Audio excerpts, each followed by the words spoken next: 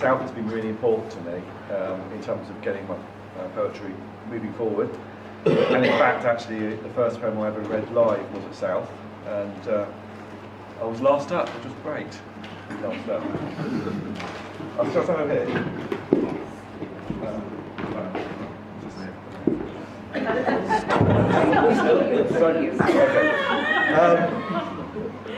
Professional to the last. So what I can say is the book I've got here, if anybody indeed wants it, because obviously South's been really good to me, £2 off. Cool. Anybody wants it. Sorry. The first poem I'm going to read is the poem that appeared in the first edition of South that I appeared in. It's called Calenture. South Parade Pier, mid-November. Peeling paintwork, empty promenade. Flecks of silver in scales of rain. Wind moaning around a rusting ribcage. The low lament of a distant drowned. And shifting shells of ships at sea. These rotting hulks beneath the Solent. From silt-sheeted beds the dead rise up. To float with fish just under the surface. Translucent skin and crestfallen eyes. Puckered white fingers through churning waves. They stroke the sides of hulls that passed. Glittering steel and walls of glass. Slab-sided ferries slap holes in the surf. Gulls picked up and flung into the sky are dumped in their wake like falling stars that burn out hearts that cannot cross, divided past and futures lost. The second poem I'm going to read. I'm quite nervous about reading this because obviously it's about Portsmouth Football Club, who have won the FA Cup twice, unlike Southampton, and the league twice, which makes that passing. And it's called Bird in Hand because the Bird in Hand pub in Lovedean is where the FA Cup was kept for much of the Second World War. And so this poem's about the FA Cup, it's about Portsmouth, and when Portsmouth won the FA Cup in 2008, it went back to that pub for one night, and I was there for that night. So this poem is about that, but it's also about the history of Portsmouth, because the city obviously suffered terribly in the war, it took a long time to be rebuilt. The same happened to the football club, and so it's a sort of similar pattern to two of them.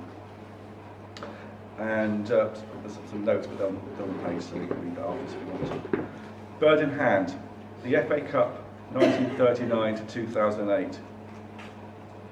We drink in the presence of greatness, a glorious bird of paradise that fills the room with life. Wanderers to Portsmouth, all roads between, a coach trip ride through hedge-screened fields.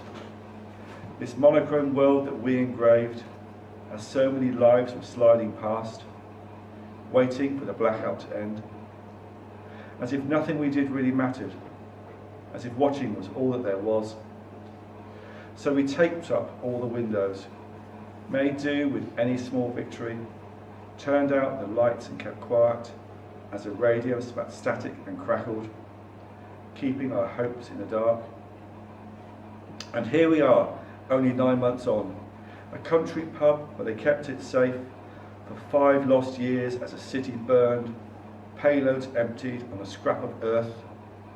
Abide with me, all flags at half-mast. Abide with me on a sea of blue, Wembley Stadium and Carnew scores, 40-something men so close to tears, my daughters and I in our Pompey shirts, the final whistle on a perfect day. And here we are on the journey home. Brilliant colours will fade to none, as the flags we carry are furled away, like Tommy Rowe at 92, leaving all thoughts in the dark. So drink to the presence of greatness, for everything you do really matters. Enjoy each of your victories. Turn on the lights and sing out, for living is all that there is. The next poem is called Wilhelmina J. Wilhelmina J was a fishing trawler that was hit by a big Spanish vessel off the coast of Brighton. The crew of 6 all died in the accident. And this poem's from a sequence poem about running around the outside of Portsmouth whilst training for marathons. And I run, well, I used to run past where it was tied up. Wilhelmina J. At sea, it is the small decisions that count. to rely on assumptions or not, to check all frequencies, make sure your lookout is on watch or not, to see a shape in the swirling dark, in the shifting canvas of fog. As always, a series of coincidences, of misunderstandings and mistakes, and not this damp wool blanket of a night, heavy on ship and water alike, and not names on a plaque in a bridge tavern in the apportioning of blame. And so, running past a pile of lobster pots, a chiller trailer and fishing boats, is not time to think of giving in to aches and pains of the consequences, but is the point to pick up your heels and live life fast as long as you can. Called jury service. I did jury service this year, and it was interesting. Jury service. There are words you should not have to hear from the mouth of a child. An oozing sump of images juxtaposed with the faux home comforts of a police interview room. You should not have to try to scrub clean this toxic, poison-slick, seeping discharge of language that rises up, sentences disgorged with an involuntary heave. Outside, the sky is a spring clear blue. Crisscross whiffs of jest trails, daffodils, drifts of blossom, a gentle breeze, seasons turning in a crystalline sparkle of light. Here, in a deliberation room, heavy with decisions that either way will crush lives, we are locked in. Cheap coffee, UHT milk, half-drunk cups of water. Soon it will rain, wind will pick up, blossom will start to fall. Pink stains smeared across the dampening tarmac.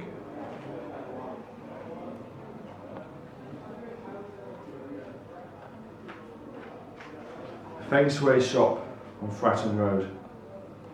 It's all about location, as energy flows on Saturday nights from the electric arms to the Istanbul grill, this indiscernible chi. A flicker of neon on the farm food sign, aqua cabs and doner kebabs, sleet and oil and rainbows in the road. My friend Mark says that there are holes in Repulse Bay Hong Kong tower blocks to keep the good luck flow, let the dragons through. Here we have the National Lottery, a lifetime supply of Temazepam, football on Sky and O-brand vodka to keep our demons quiet.